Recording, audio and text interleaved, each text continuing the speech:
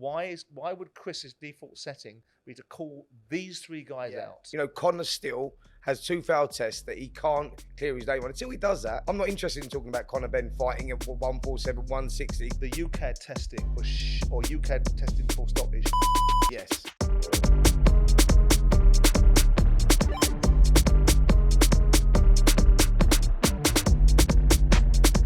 Welcome to Talk Boxing with Simon Jordan and Spencer Oliver. This is episode 40. Don't forget to keep liking and subscribing to the channel. We've got lots to talk about this week, so let's crack on with the show. Spence. Simon, how are we? Nice to see you. Back from the dizzy heights of Manchester.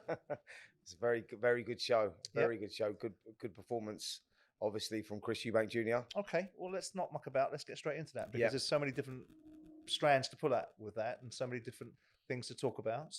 Obviously, we've got an unexpected result in lots of people's minds, including yours. What did you make of the whole?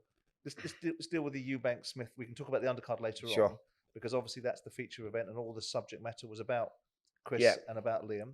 What was your overriding view of it all?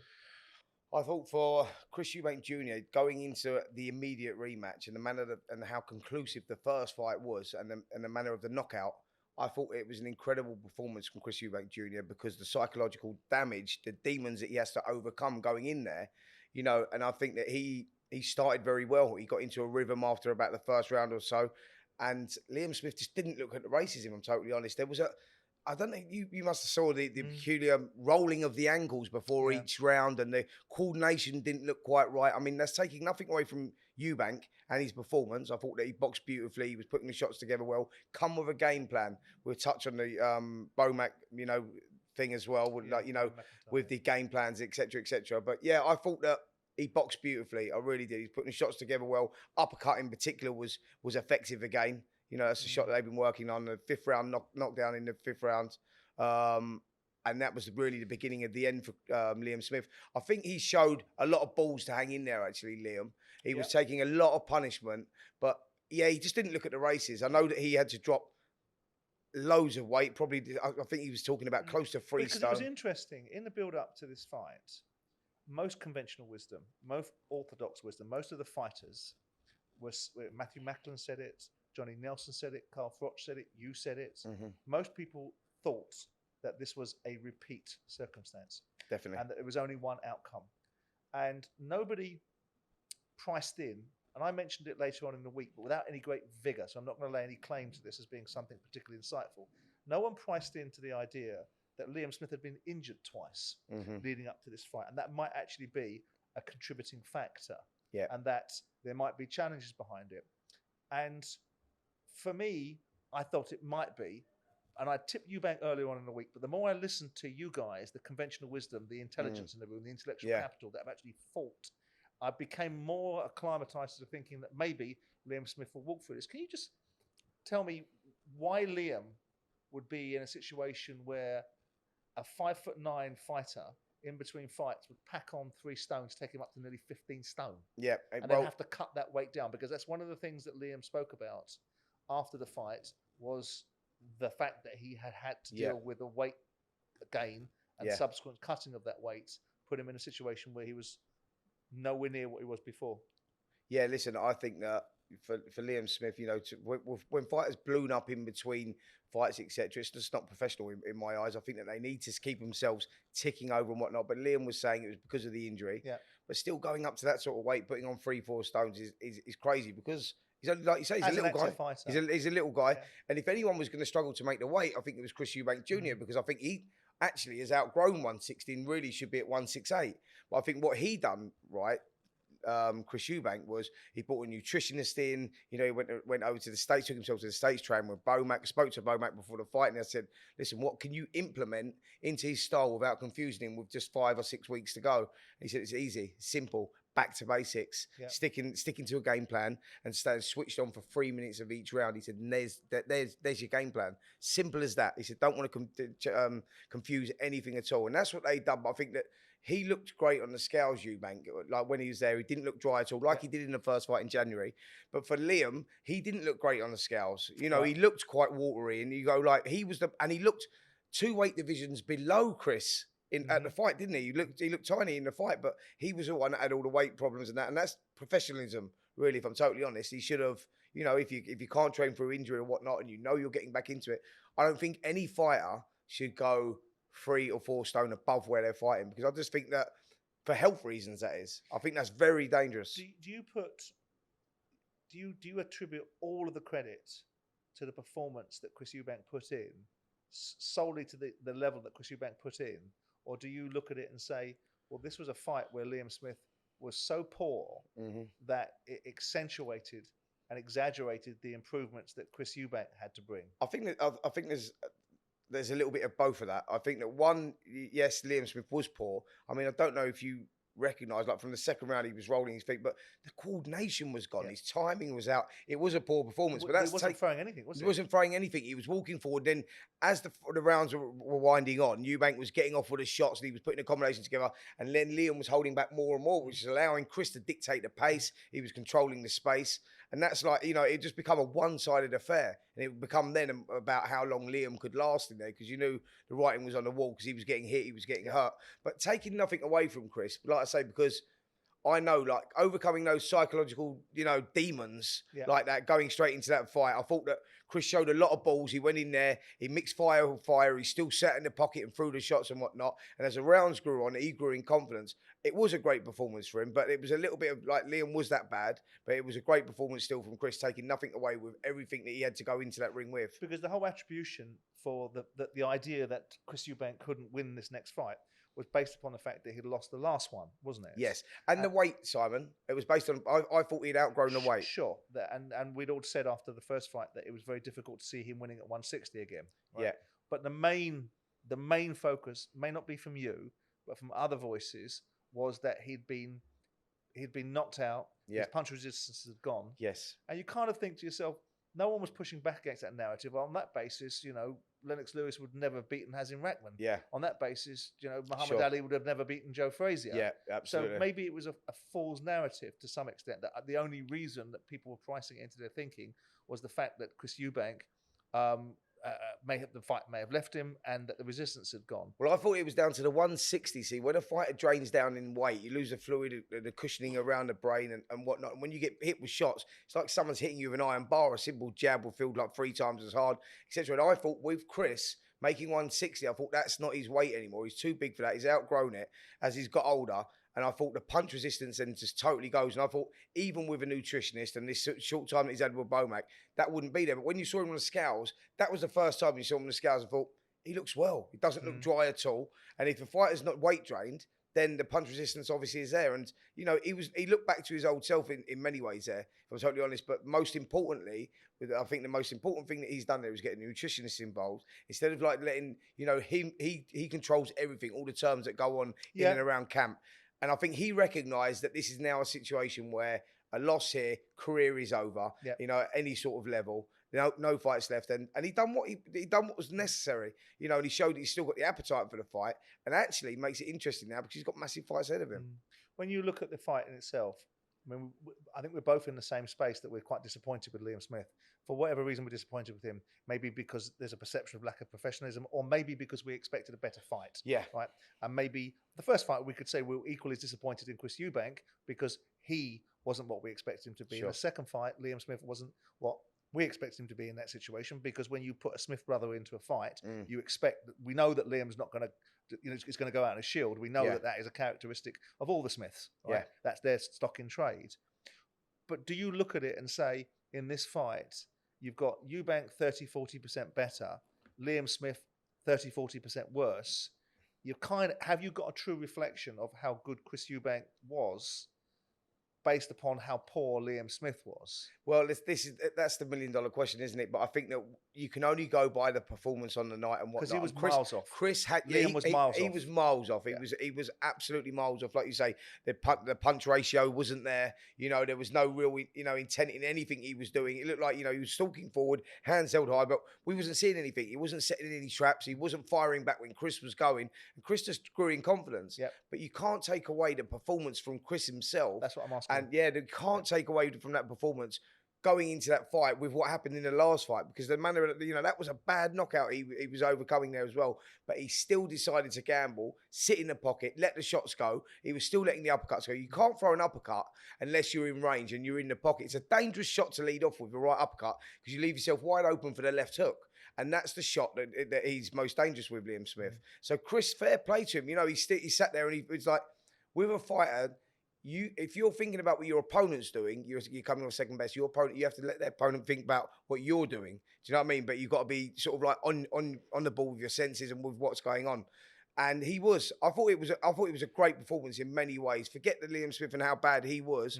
For Chris himself to overcome what he had to overcome, and the manner of that victory, I thought it was first class. What difference? How much difference do you think Brian McIntyre, or Yosemite Sam, as I'm going to now nickname him, the Sundance Kid, right? How much difference do you think he would have made? He's a very charismatic trainer. He's a very assertive trainer. I thought he made mincemeat out of Derek James when they had an exchange with the Terence Crawford Errol Spence fight, and he was very robust, albeit not expansive in his thinking when he was doing the press conferences prior to the fights. Do you attribute a lot of this potential sea change in some of Chris Eubank's an epiphany, which is, I need to train properly, I need to listen to other people, I need to professionalize myself, which to some extent, some of the stuff his dad was saying about surrounding yourself with the right people. You're getting PE teachers teaching you. And I don't know what Senior will think about Brian McIntyre. He probably will have a similar view, because, ultimately he wasn't an elite fighter, was he? No, he wasn't. I think he had 12 fights, won 8, lost 4. But notwithstanding that, his influence over Chris Eubank Jr., do you think that was a game changer, or do you think it was just window dressing and Eubank had got the memo himself? Game changer. You think so? Yeah, absolutely. Like Chris recognised what was on the line. He was looking for the best person around, who was Bomac at that time. He's with the success that he's had with Terence Crawford, etc. He's taken himself off to Vegas and he's listened. Because that's what I said to you on the Wednesday of the open workout. I interviewed Brian McIntyre and asked him about the game plan, what he's had to do and whatnot. And he broke it down so simply and said, listen, I don't want to confuse him with trying to, change his style, change what he does. It was the simple stuff, like when you're throwing the jab, don't bring it back to your waist. Throw the jab, bring it back high. When you're in the pocket, make sure you stay switched on. Keep things very basic, back to basics. And it worked. I mean, that's genius there, because, he could have wrong information at this stage of your career and his fight over, at this level, in any fight, his fight over. It's all about game plan. And I think they implemented the perfect game plan. So, he's massively influential on that.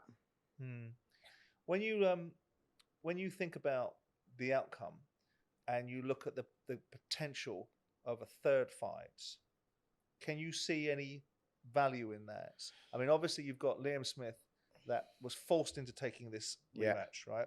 Yeah. And I don't quite understand. I was listening to some of the logic. And by the way, after the fight, I spoke to Paul Smith. He came over and spoke to me. Yeah. There were underlying factors behind some of the challenges that Liam has that are not my gift to tell people, because they're private. Yeah, absolutely. Right? And Paul made a point of coming and speaking to me because we'd had an exchange on Twitter about something, and he wanted to correct me on something and turn around and say he wasn't being rude to me, but he wanted to correct it. Yeah. And also, I asked him what that was, and he explained to me certain things. And there were obviously, Liam made a big song and dance about which particular excuse did Chris want to rely on in the first fight, which was weight cut, elbow, referee didn't stop the fight early. So there are circumstances surrounding Liam Smith's performance that could in essence beg the question, a third fight is something that could happen. Yeah.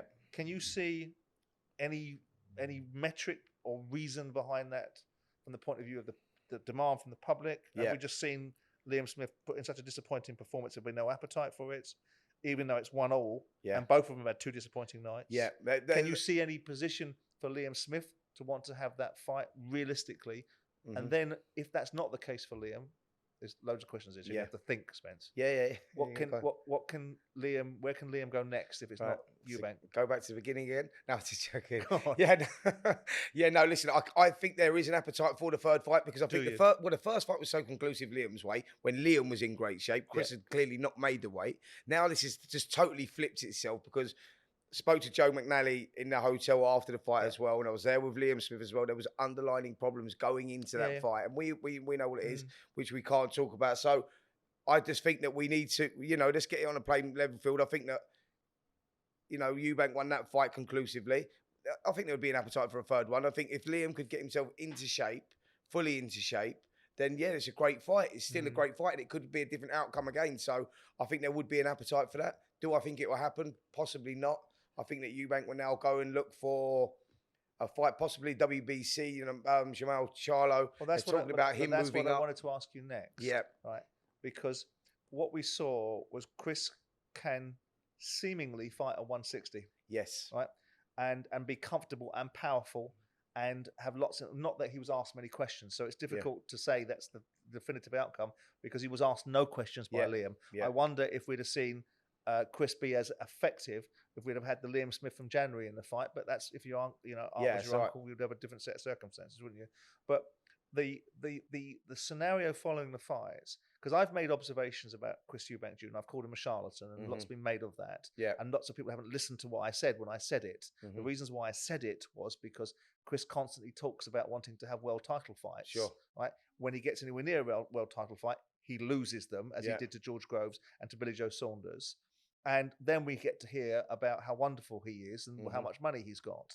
Yeah. And that's why the charlatan comment came from. Yeah. As you and I have discussed, I didn't particularly think it was necessary for it to be played to his dad so that other people could feign outrage at the exploitation of his dad. Yeah. But the point is that Chris, after the fights, made me veer back into the charlatan territory after a really good performance against the poor Liam Smith, but notwithstanding it, a great performance from a previously vanquished Chris Eubank Jr. that no one gave any chance to, with all the pressure and all the crowd. And don't forget, he walked into an environment where no bugger wanted him to win. Hostile. And he was so controlled and disciplined from the first bell that you have to give him loads of credit. But the first things out of Chris Eubank Jr.'s mouth was, I see them in the crowd. Yeah. Conor Benn, Kell Brook, I'm calling you guys out. Gennady Golovkin, and I'm sat there going, why in God's name are these the fights that you want to call out? Why would you, with due respect to Conor is a 147 weight fighter, pumping up to get to a weight class, to go into a money fight. His only claim to fame at this moment in time is notoriety. He's beaten some decent people on his record, but those fighters are on the way down. Sure. Kell Brook, with the God love Kell Brook and his last performance against Amir Khan, he's a retired fighter that's had recreational drug issues recently. Yeah. And Gennady Golovkin is not a world title holder. He's just a name that gets you paid. Why would Chris's default setting be to call these three guys out? Here we go. And so there goes my charlatan observation again. So the Triple G fight, I think he's calling Triple G out because he's on the basis that Charlo may move up to super middle to fight Canelo. And then the WBC title will become vacant. Triple G is a massive name, and probably the easiest of the options at his age. So he fights Triple G at 160. Yeah, for the WBC. Right. For the WBC. If Charlo, because Charlo hasn't fought for 2 years. No, but he's still the champion. I know. Let's talk about him moving up, and then that title becomes then vacant. Right. This is where I'm thinking it goes. Okay. So what I'm saying is Triple G, great name, well past his best, old. Probably the best option of winning a world title right now. That's where I see it going for the world title. So you're giving a coherent thought process. Process. Mine's quite condemnatory. Mine's like we'll get to Conor Benn and Kell Brook in a minute. But Gennady Golovkin, even that to me lacked credibility. But what you're saying, because my first reaction was, well, why don't you call out Jamal Charlo? Yeah. He's at 160. You can fight at 160. Yeah. There's a legitimate world title shot for you. You can sell it in this country. You don't have to go to America to make it happen because Charlo boxes Canelo. That's where you're at. Or you can go at 168, but you won't fight at 168 to fight Canelo because he ain't going to beat Canelo. No. So you don't want to go there. No, so and he makes 160 still. So what you're saying is the more coherent thought process, which I hadn't priced in, and you might be right, you might be wrong, is that actually if Charlo steps up, which he hasn't done anything for 2 years, but if he steps up to fight Alvarez, you've got a vacant WBC belt. That's why you fight Gennady Golovkin, because you've got two things there. You've got a world title, you've got a marquee name, and you've got a payday. Yeah. And if that's the thought process, It's not a then bad that's a thought, though, is legitimate it? thought process. I'm not Yeah. suggesting that it's the most exciting fight to fight a 41-year-old Gennady Golovkin. Yeah, I know, but it is what from it a is. business point of view, you go, Well, that makes if sense. Joe Joyce can fight Zhilei Zhang, and it's an There you go. interesting fight, and if Yeah. we've got fighters at 40 years of age fighting left, right, and centre, Yeah. Bernard Hopkins was a marquee name at 40 and Absolutely. still winning world Yeah. titles, wasn't he? Yeah. So we can make these arguments. But what do you make of this?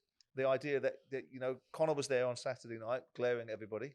I saw Kell briefly Yeah. with his dad. Yeah, yeah. But what do you make of the potential that Eddie Hearn is now beavering away Yeah. with the opportunity, potentially, if that's Yeah. what he's doing, because I'm being told he is by the, I stand schedule by we've got where here. I stand by where I think on this whole situation. Just clear your name, mate. Yeah. Like, and that's where I'm stand on it. I go, until you've cleared your name, like all the, you know, because of all this mess that's going on around it at the moment. And I spoke to Robert Smith about this, by the way, as well. I had Yeah. a good in-depth conversation with Robert, and Yeah, I you saw know, him Saturday. and he said, you know, that's why they've appealed this situation because of the, you Well, know, they could not do, could they? yeah, no, but that's what he's saying. He said we want to be seen to be strong. You know, Yeah. Conor still has 2 failed tests that he can't clear his name on. Until he does that, I'm not interested in talking about Conor Benn fighting at 147, 160, because I go, until you clear your name, mate, you've still failed tests, and that's not good enough. It's not acceptable. Well, I think we're in a sport where people we've get hurt discussed and it don't in want to see it. detail, and no one wants to revisit the Conor Benn situation, but it brings itself up because Eddie and whoever will try, if they try to make this fight, they can't really make it in the UK. No. Because whilst he's got an American license, he's still going to require the British Boxing Board of Control's permission to fight. Yeah. So with that in mind, he's going to have to overcome this problem. And it is a hill that the British Boxing Board of Control had to die on, because you cannot have a situation where UKAD, which is the authority for anti-doping in this country, is basically manoeuvred to one side and told to bugger off and get on with an outcome because VADA has jurisdiction. Yeah, and that leads me on. I'm going to go back to the undercard, but it leads me on to a set of conversations that were had predominantly by social media, but also as a result of an observation made by Joe McAnally, Liam's trainer, that the UKAD testing was or UKAD testing full stop is yes, and that led to a debate, albeit a lot of it in the digital space, about VADA testing, about why VADA testing didn't happen on this particular fight, and how people like me and perhaps you, if this was Eddie Hearn, they'd be all over him like an ill-fitting suit, and you know about those. And that there was a real concern in people's minds about the integrity of the event. I spoke to Connor Sowland about it. He was not bothered about it. Yeah. So, well, I spoke to Ben Shalom about it as well. UKAD, they had multiple testing with UKAD in this one. That was all put into it. You know, Eubank had been tested over in the States whilst he was training, etc. Tested the day before the fight. So there was multiple testing in UKAD. VADA wasn't a part of it because VADA's part of the WBC cleanup program, and it's voluntary. Yes, you could have had it because I know what you're going to say. Like it just all it does is it just gives other promoters opportunity to go straight in at you and go, "Why are you not using VADA, etc." But you know that VADA is a more comprehensive test. Don't you? Yes, it tests for more constituent parts. Yeah. And you also know that VADA is the only focused on boxing specific testing regime. Yes. UKAD is a catch-all for all sports. And so it's an interesting one. And there's also an interesting dynamic that people brought up, which I think is worth talking about briefly, albeit. If UKAD testing had been the only testing for the Conor Benn Chris Eubank Jr. fight, then he wouldn't have got caught. Then he would have been fighting Chris Eubank Jr. Yeah. And that's why the situation surrounding the optics of the principle of UKAD is that they're the governing body that tests in this country. But testing is voluntary, right? As in, well, yes, yeah. It's also funded differently. Yeah, because the way that UKAD is funded is through a combination of the DCMS, i.e., the government body that gives a certain amount of money to sport in this country, 9 million to UKAD to go and deal with 40 sports, so not enough money, and a combination of also, as we discussed the other day on the Q&A session that we did discussing specifically doping, in part from the promoters. We made the case that ultimately the broadcasters have got to pony up more money so UKAD can be more expansive. But the reality of VADA is that there is if you pay for VADA, they will turn up. Whereas UKAD, the promoters, there's a certain amount of money goes there, and you don't know when they're coming. In this instance, both fighters were tested. They were both tested on 2 occasions. I happen to think that Ben made a mistake. I agree. And I think from the optics of it, I agree. And from the PR point of view, and to close down some of the background noise from those that seek to deflect, I think he would have been better off paying 20 grand per fighter, got them tested under Totally VADA, agree. and shut down the background noise. Absolutely, because you're just opening the door otherwise. I totally understand it. You know, with so many fighters getting caught at the moment and whatnot, you want the testing regime to be as good as it possibly is. I think that I think that VADA not being involved in this fight was a mistake from Ben Shalom, definitely, because I think that with what's going on, it shouldn't have to be a mistake. It shouldn't have to, because they had testing there. UKAD tests should be comprehensive enough. And there's another reason, if you want to put another reason into the barrel of this argument. If you're a promoter, I'm not giving Ben a get out of jail card, because I think he should have put 20, 40 grand in, and so should Kalla, to be able to negate this argument. Yeah, sure. But if you were a British promoter putting on a fight in the UK, why would you want to have a VADA test? Yeah. Given the fact that Conor Benn's lawyers have just driven a bus through the argument that you've got any ability to be able to adjudicate it, because you lost on that case currently on jurisdiction. Yes. Which is why the British Boxing Board of Control had to die on this hill and say, hang on, we've got to put an appeal in against this, because either UKAD is the authority in this country and has jurisdiction, because as we all know, VADA doesn't really have a disciplinary process. Sure. The WBC come along and tell you why you should be able to have a defence. They're part of the clean-up program. You can't get in the WBC rankings if you're not VADA testing, basically. I just wanted to address that subject, because I saw a lot of noise about it over the 2 or 3 days, and I didn't think it was a particularly constructive comment from Joe McAnally, because UKAD testing, whilst not as prolific, and we know that 57 or 60, I think it's 57 actually off the top of my head, out of competition tests over an 18 to 20 month period is absurd. Terrible. Right? We know that, and that's an under-resourcing thing. And somehow or another, the promoters and the broadcasters have got to get together and decide if UKAD is going to be properly funded and properly fit for purpose. Sure. But I just saw so much noise about it, and of course the accusation always reverberates that unless you go after everybody on every subject, then you've got biases and you've got agendas. So, hopefully that addresses that particular point and any questions that people have in their mind. I think that Ben, and so do you, should have ponied up 40 grand and dealt with that issue. And just to shut everything down, otherwise it's it's always going to get people talking. Going back to the evening in Manchester, the undercard. I thought there were some interesting fights on there. Specifically Adam Azim. I thought we learned a lot about Adam Azim, but what say you?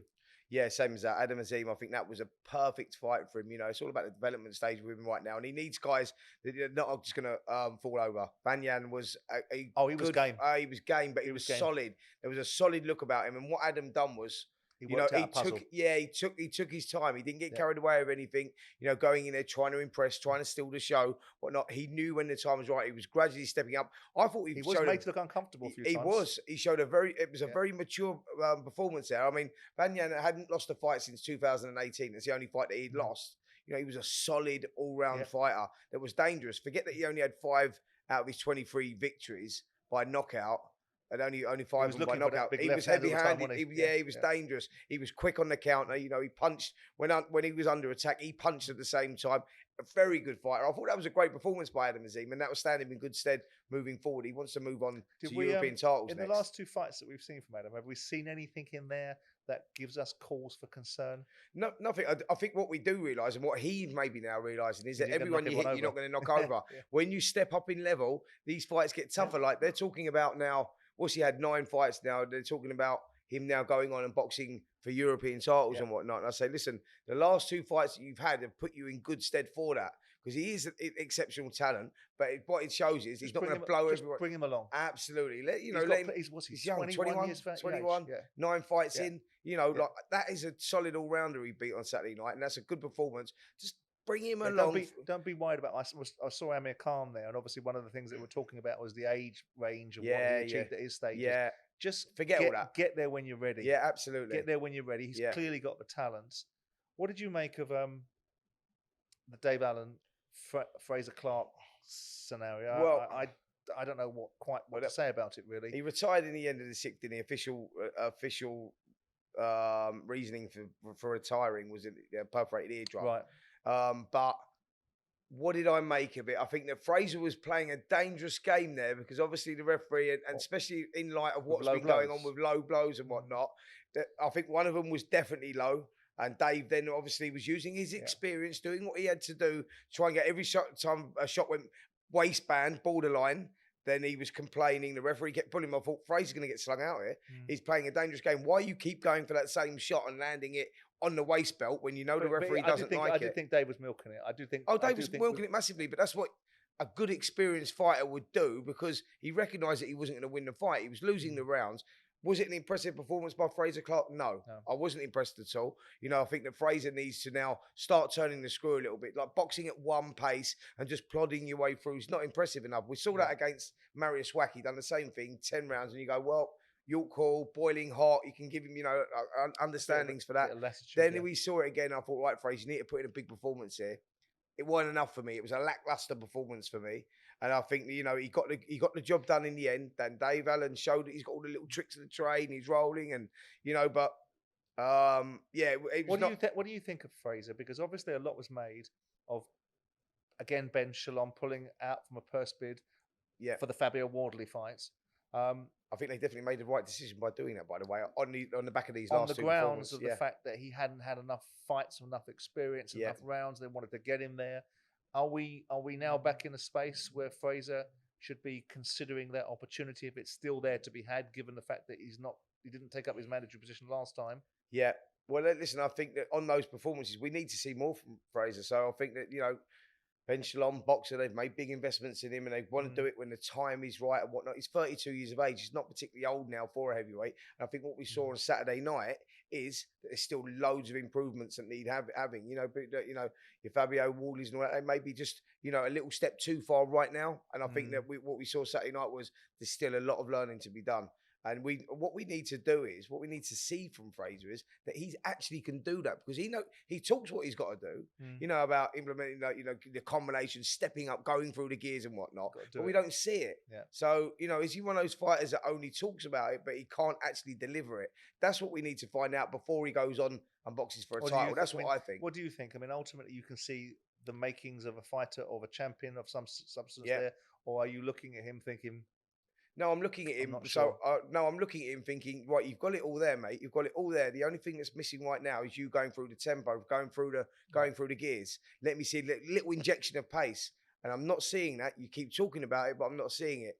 And until I see that, then he's not ready for that next level. Do I think he can do it? It's frustrating at times watching him, because I go, he's a good all-rounder, Fraser. He really is. And I think, just put that in there, mate, and then you're done. You're ready. You're ready to go. So there's still improvements to be done. I still think he can be. So if we don't see that in the next fight or two, you go, well, I'm not sure you can actually do that. And that's where we're at with it. Do you think it was the right fight? I mean, matchmaking is an important part of the development of fighters, right? But do you think that was the right fight? Because obviously Dave Allen is renowned for being a game fighter, right? And probably sometimes taking punishment that he shouldn't take. Yeah. And after the last fight we saw with David Price, wasn't it?